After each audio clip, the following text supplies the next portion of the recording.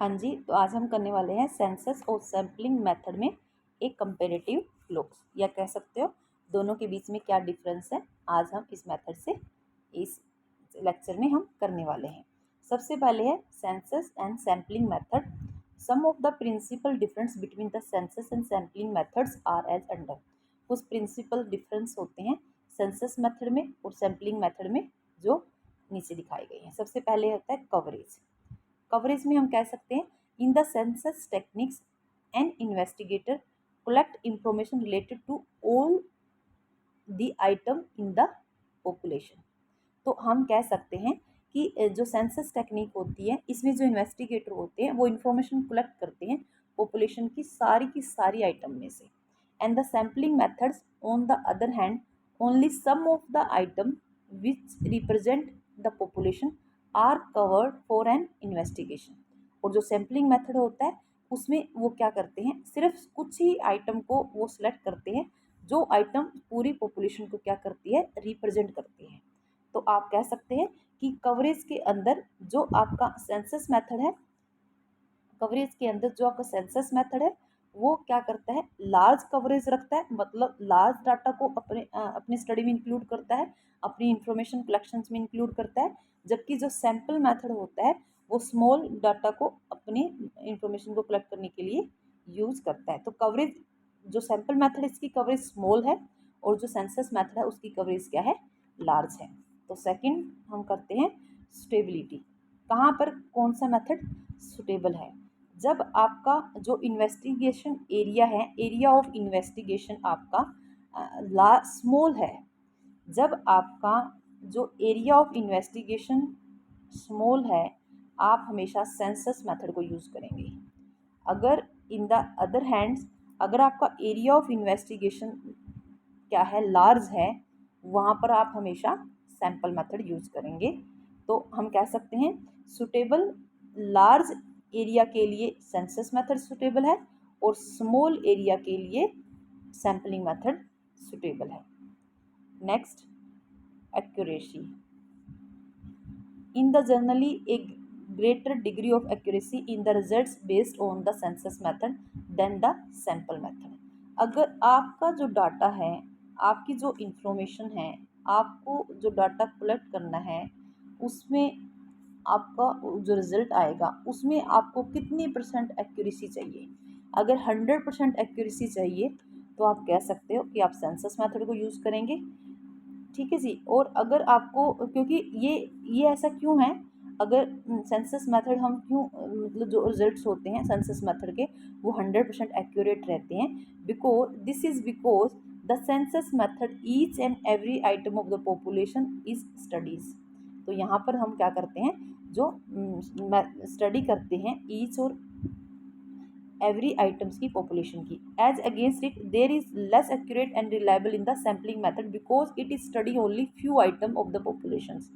तो हम कह सकते हैं कि हम क्या करते हैं कि जो एक्यूरेसी है, अगर हमें कैसे डिग्री ऑफ एक्यूरेसी कितनी चाहिए रिजल्ट्स पे, अगर हमें रिजल्ट पे 100% एक्यूरेट चाहिए तो हम सेंसस मेथड को यूज़ करेंगे।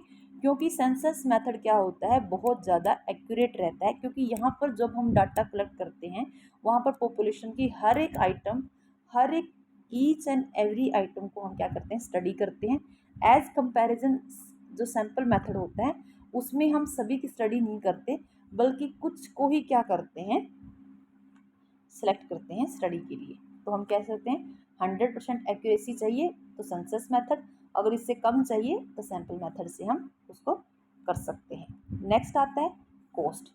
आप मुझे ऐसे बताएं, sample method is certainly much less expensive than the census method. जो सेंसस मेथड होता है उसको करने में हमें क्या लगता है, टाइम लगेगा, मेहनत लगेगी, एफर्ट्स लगेंगे, ठीक है, और कॉस्ट भी लगती है। लेकिन जो सैम्पल मेथड है एज कंपैरिजन सेंसस मेथड के वो कम लगता है। तो हम कह सकते हैं अगर आप जो कॉस्ट है सेंसस मेथड में वो क्या पड़ती है, ज़्यादा पड़ती है, और जबकि जो हमारा सैम्पल मेथड होता है उसमें कॉस्ट इन्वेस्टिगेशन की क्या पड़ती है, कॉस्ट ऑफ इन्वेस्टिगेशन हमारी कम पड़ती है, कि दोनों में कंपैरिजन ये है कि कॉस्ट सेंसस मेथड में ज़्यादा आती है और सैम्पलिंग मेथड में कॉस्ट कम आती है। Next, timing.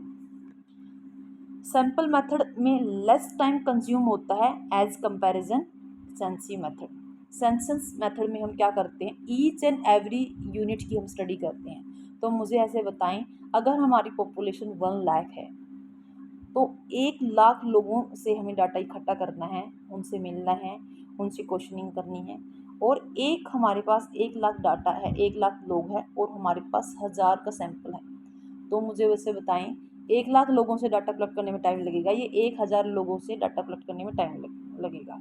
तो हम कह सकते हैं कि सेंसस मेथड में जो टाइम है कंज्यूम वो ज़्यादा होता है एज कंपैरिजन सैम्पलिंग मेथड में। नेक्स्ट आता है नेचर ऑफ आइटम।